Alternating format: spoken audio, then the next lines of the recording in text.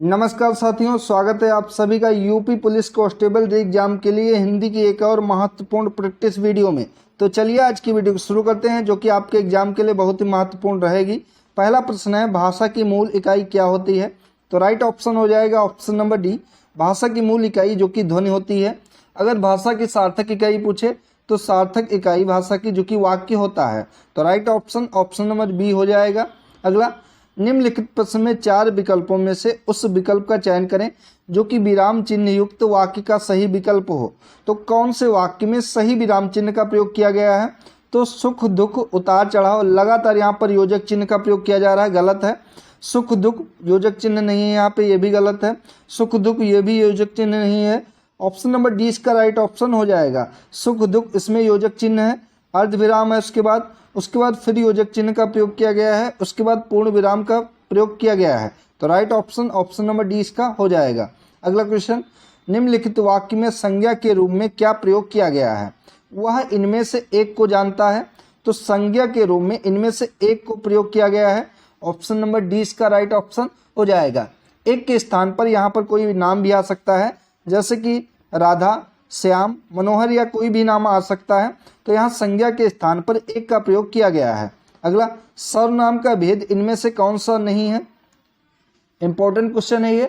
तो सर्वनाम का भेद इनमें से गुणवाचक नहीं है, बाकी प्रश्नवाचक, संबंधवाचक और निजवाचक ये तीनों सर्वनाम हैं। सर्वनाम के भेद अगर आपसे एग्जाम में पूछे तो सर्वनाम के 6 भेद होते हैं, जिनमें पुरुषवाचक सर्वनाम होता है, निजवाचक सर्वनाम होता है, प्रश्नवाचक सर्वनाम होता है, निश्चयवाचक सर्वनाम होता है, अनिश्चयवाचक सर्वनाम होता है और संबंधवाचक सर्वनाम होता है।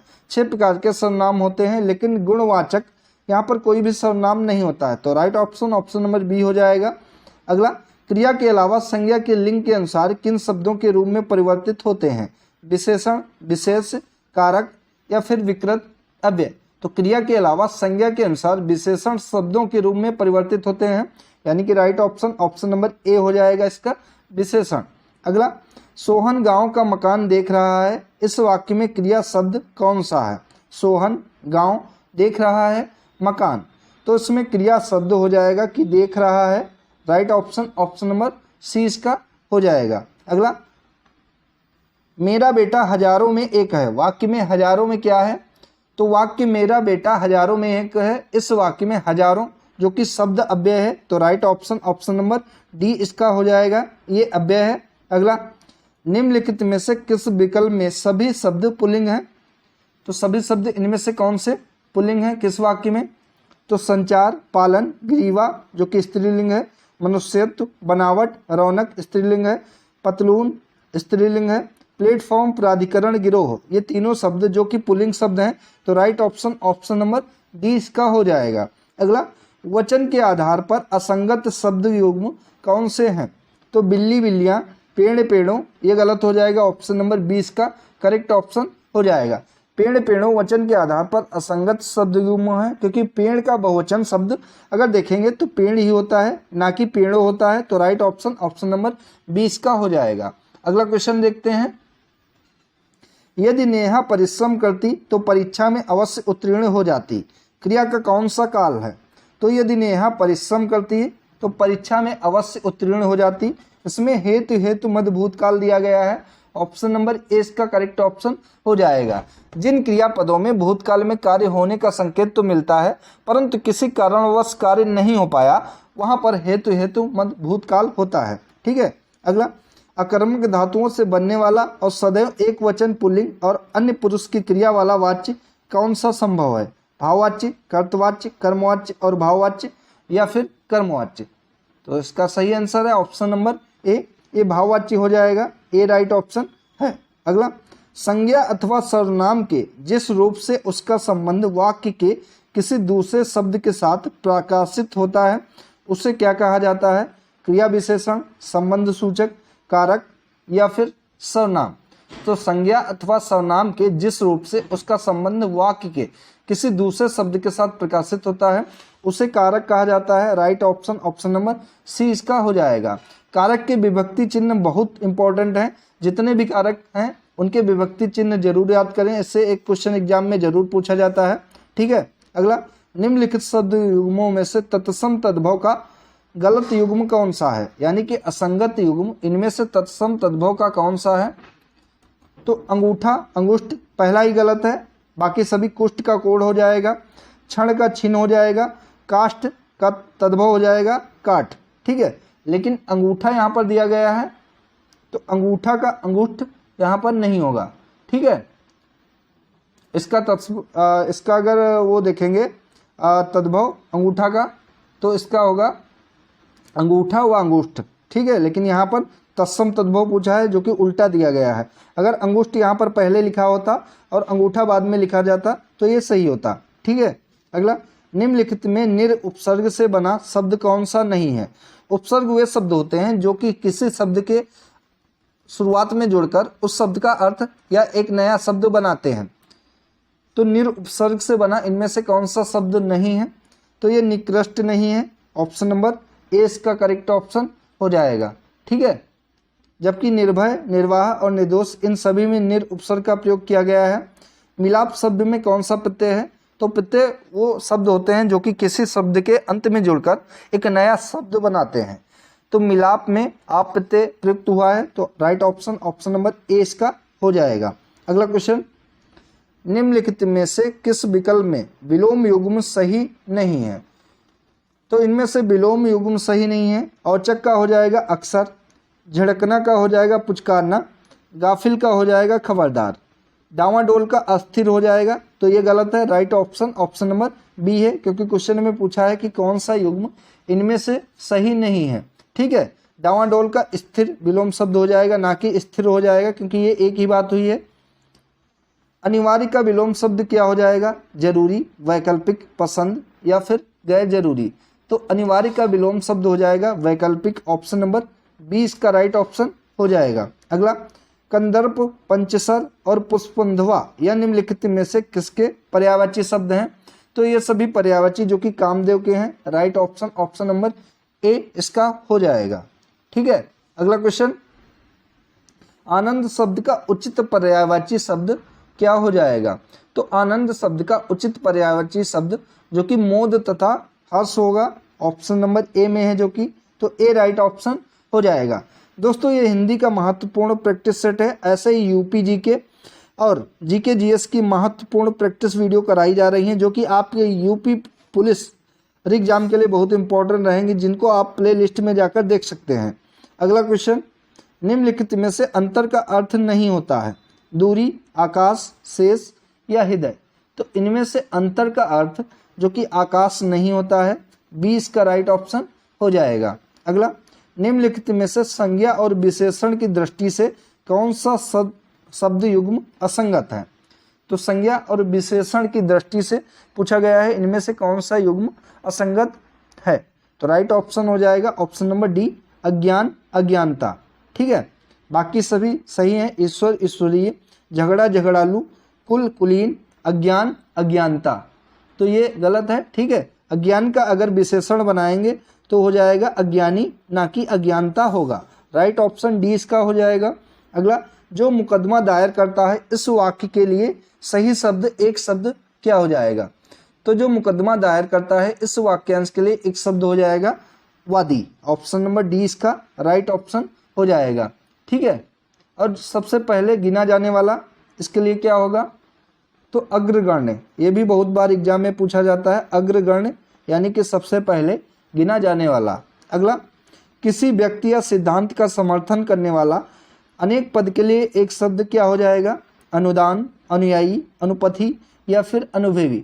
तो किसी व्यक्ति या सिद्धांत का समर्थन करने वाला, इसके एक शब्द हो जाएंगे अनुयायी, ऑप्शन नंबर 20 का करेक्ट ऑप्शन हो जाएगा।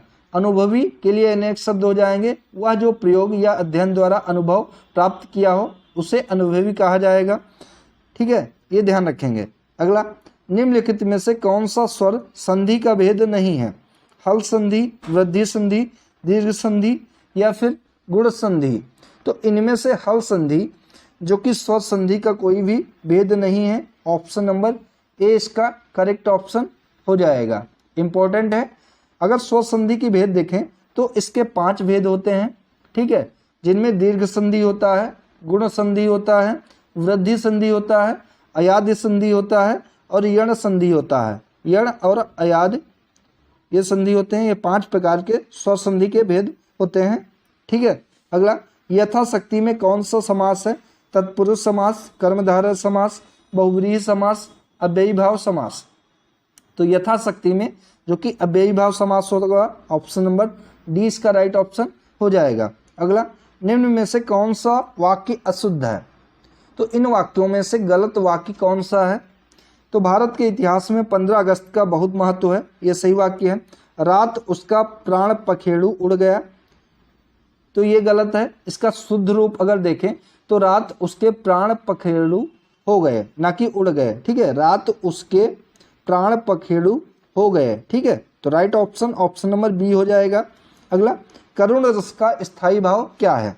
दोस्तों, स्थायी भाव भी बहुत पूछे जाते हैं, तो करुण रस का स्थायी भाव हो जाएगा शोक।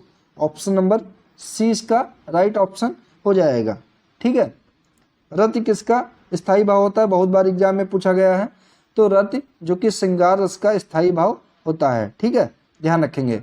अगला क्वेश्चन, छंदों की गणना किससे की जाती है? तो छंदों की गणना जो कि वर्ण और मात्राओं से की जाती है। तो ऑप्शन नंबर सी इसका करेक्ट ऑप्शन हो जाएगा। ठीक है। छंद 2 प्रकार के होते हैं। पहला जो होता है वो वर्णिक छंद होता है, वर्णिक छंद होता है, और दूसरा जो कि मात्रिक छंद होता है। ठीक है, 2 प्रकार के होते हैं। अगला, शेष महेश गणेश दिनेश सुरेशव जाहि निरंतर गावे में कौन सा अलंकार है? उपमा अलंकार, अतिशयोक्ति अलंकार, रूपक अलंकार, अनुप्रास अलंकार। तो इन पंक्तियों में अनुप्रास अलंकार हो जाएगा। ऑप्शन नंबर डी इसका करेक्ट ऑप्शन हो जाएगा। ठीक है। वर्णों की आवृत्ति को अनुप्रास अलंकार कहते हैं। आवृत्ति का अर्थ किसी वर्ण का एक से अधिक बार आना। तो यहाँ पर सा वर्ण बार बार आया है, इसलिए यहाँ पर अनुप्रास अलंकार हो जाएगा। देरिदा का जन्म कहाँ पर हुआ था? अल्जीरिया, अमेरिका, फ्रांस या फिर जर्मनी? तो देरिदा इनका जन्म अल्जीरिया में हुआ था। ठीक है, तो ऑप्शन नंबर इसका हो जाएगा ए राइट ऑप्शन हो जाएगा। ये कौन थे? तो ये एक फ्रांसीसी दार्शनिक थे जिन्हें अलौकिक विश्लेषण का एक रूप विकसित करने के लिए जाना जाता है। असरफियाँ लूटे और कोयले पर मोहर, लोकोक्ति का सही अर्थ क्या हो जाएगा? बड़े बड़े खर्चों पर ध्यान न देना, छोटे खर्चों में कंजूसी दिखाना, सराहना के बिना योग्यता का व्यर्थ हो जाना, स्वाभाविक दोषों का किसी अन्य कारण से और अधिक बढ़ जाना, एक वस्तु में होने वाला लाभ दूसरी वस्तु में हुई हानि में नष्ट हो जाना। तो असरफियाँ लूटे और कोयले पर मोहर, इसका सही अर्थ हो जाएगा बड़े बड़े खर्चों पर ध्यान ना देना, छोटे खर्चों में कंजूसी दिखाना। ए राइट ऑप्शन हो जाएगा। अगला क्वेश्चन, बहुत कंजूसी का आशय व्यक्त करने के लिए उपयुक्त लोकोक्ति कौन सी हो जाएगी? घर की मुर्गी दाल बराबर, चट मंगनी पट ब्याह, चमड़ी जाए पर दमड़ी ना जाए, आम के आम गुठलियों के दाम। तो बहुत कंजूसी इसका अर्थ हो जाएगा चमड़ी जाए पर दमड़ी ना जाए। Right option option number C इसका हो जाएगा। ठीक है। शेष अन्य विकल्पों की बात करें तो घर की मुर्गी दाल बराबर, इसका क्या अर्थ होगा? तो इसका अर्थ होगा कि सुलभ चीज़ों का महत्वहीन होना, यानी कि जो चीज़ें आसानी से प्राप्त हो जाएं उनको महत्व ना देना। और चट मंगनी पट ब्याह, इसका क्या अर्थ होगा? तो प्रस्तावित कार्य शीघ्रता से पूर्ण करना। ठीक है। आम के आम गुठलियों के दाम, इसका अर्थ होगा कि दोहरा लाभ लेना। ठीक है, ये सभी ध्यान रखेंगे। निम्नलिखित में से कौन सा हिंदी साहित्य का काल विभाजन नहीं है? आधुनिक काल, भक्ति काल, रीतिकाल या फिर संयुक्त काल? तो हिंदी साहित्य का संयुक्त काल के रूप में विभाजन नहीं किया गया है। Right option option number D हो जाएगा। ठीक है। आचार्य राम शुक्ल के अनुसार 4 प्रकार के काल विभाजित किए गए हैं, जिनमें आदिकाल है, पहला आदिकाल है, आदिकाल के बाद भक्ति काल है, भक्ति काल है, भक्ति काल के बाद तीसरा जो कि रीतिकाल है, रीतिकाल, रीतिकाल के बाद चौथा जो कि आधुनिक काल है, आधुनिक काल। ये आचार्य रामचंद्र शुक्ल के द्वारा ये काल विभाजन किया गया है। अगला, नीचे गद्यांश दिया गया है, गद्यांश को पढ़कर अच्छे से प्रश्नों के उत्तर देने हैं जो पूछे गए हैं। तो सबसे पहले आपको एग्जाम में ध्यानपूर्वक गद्यांश को पढ़ना है। ठीक है। मेरे एक मित्र हैं, बड़े विद्वान, स्पष्टवादी और नीतिमान हैं। वह इस राज्य के बहुत प्रतिष्ठित नागरिक हैं। उनसे मिलने से सदा नई स्फूर्ति मिलती है। यद्यपि वह अवस्था में मुझसे छोटे हैं, तथापि मुझे सदा सम्मान देते हैं। इस देश में यह एक अच्छी बात है कि सब प्रकार से हीन होकर भी यदि कोई उम्र में बड़ा हो तो थोड़ा सा आदर पा ही जाता है। ठीक है, मैं भी पा जाता हूँ। मेरे इस मित्र की शिकायत थी कि देश की दुर्दशा देखते हुए भी मैं कुछ कह नहीं रहा हूँ, अर्थात इस दुर्दशा के लिए जो लोग जिम्मेदार हैं उनकी भर्त्सना नहीं कर रहा हूँ। यह एक भयंकर अपराध है। कौरवों की सभा में भीष्म ने द्रौपदी का भयंकर अपमान देखकर भी जिस प्रकार मौन धारण किया था, वैसे ही कुछ मैं और मेरे जैसे कुछ अन्य साहित्यकार चुप्पी साधे हैं। भविष्य इसे उसी तरह क्षमा नहीं करेगा जिस प्रकार भीष्म पितामह को क्षमा नहीं किया गया। मैं थोड़ी देर तक अभिभूत होकर सुनता रहा और मन में पाप बोध का भी एहसास हुआ। सोचता रहा कुछ करना चाहिए, नहीं तो भविष्य क्षमा नहीं करेगा। वर्तमान ही कौन क्षमा कर रहा है। काफ़ी देर तक मैं परेशान रहा। चुप रहना ठीक नहीं है। कमबख्त भविष्य कभी माफ़ नहीं करेगा। उसकी सीमा भी तो कोई नहीं है। 5000 वर्ष बीत गए और अब तक बेचारे भीष्म पितामह को क्षमा नहीं किया गया। भविष्य विकट असह्य है। काफ़ी देर बाद भ्रम दूर हुआ। मैं भीष्म नहीं हूँ। अगर हिंदी में लिखने वाला कोई भीष्म हो जाता हो तो मुझे कौन पूछता है। बहुत ज्ञानी गुणी भरे पड़े हैं। मुझसे अवस्था में, ज्ञान में, प्रतिभा में बहुत आगे हैं। मुझे कोई डर नहीं है। भविष्य नामक महादुरंत अज्ञात मुझे किसी गिनती में लेने वाला नहीं है। डरना हो तो वे ही लोग डरें जिनकी गिनती हो सकती है। तुम क्यों घबराते हो मनसाराम। तुम तो ना 3 में ना 13 में। बड़ी राहत मिली इस यथार्थ बोध से। तो ये गद्यांश से इससे संबंधित प्रश्नों के उत्तर देने हैं। तो पहला प्रश्न है, ना 3 में ना 13 में मुहावरे का कौन सा अर्थ सही लगता है। धोखे में रहना, बहुत ही महत्वपूर्ण होना, धैर्यपूर्ण सोचना या किसी भी गिनती में ना आना। तो इस मुहावरे का अर्थ हो जाएगा कि किसी भी गिनती में ना आना, यानी कि ना 3 में ना 13 में। डी राइट ऑप्शन है। अगला, भर्त्सना का क्या तात्पर्य है। निंदा और तिरस्कार, अपमान, चुगली या फिर विरोध। तो इसका राइट ऑप्शन है निंदा और तिरस्कार करना। राइट ऑप्शन ए इसका हो जाएगा। अगला, लेखक की परेशानी का क्या कारण था। लेखक और उनके जैसे साहित्यकारों को भविष्य कभी क्षमा नहीं करेगा। जैसे भीष्म को आज तक क्षमा नहीं किया गया। यह लेखक के मित्र ने शिकायत की और उन्हें बताया कि देश की दुर्दशा देखते हुए भी वह कुछ कह नहीं रहा। अगला है, लेखक ने सोचा कि उनसे अवस्था में, ज्ञान में, प्रतिभा में बहुत आगे बहुत से ज्ञानी गुणी लोग भरे पड़े हैं। यह भविष्य विकट असह्य है और भविष्य की कोई सीमा नहीं है। तो लेखक की परेशानी का कारण है इनमें से, जो कि है कि लेखक और उनके जैसे साहित्यकारों को भविष्य कभी क्षमा नहीं करेगा, जैसे भीष्म को आज तक क्षमा नहीं किया गया है। ए राइट ऑप्शन हो जाएगा। अगला, भीष्म पितामह को क्षमा क्यों नहीं किया गया। तो कौरवों की सभा में भीष्म ने द्रौपदी का भयंकर अपमान देखकर भी मौन धारण किया था। राइट ऑप्शन इसका ए हो जाएगा। इसलिए भीष्म पितामह को क्षमा नहीं किया गया।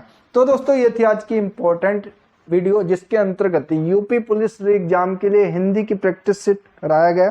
दोस्तों, वीडियो अगर आप सभी को अच्छी लगी हो तो वीडियो को लाइक करें, शेयर करें और चैनल को सब्सक्राइब करें। धन्यवाद दोस्तों।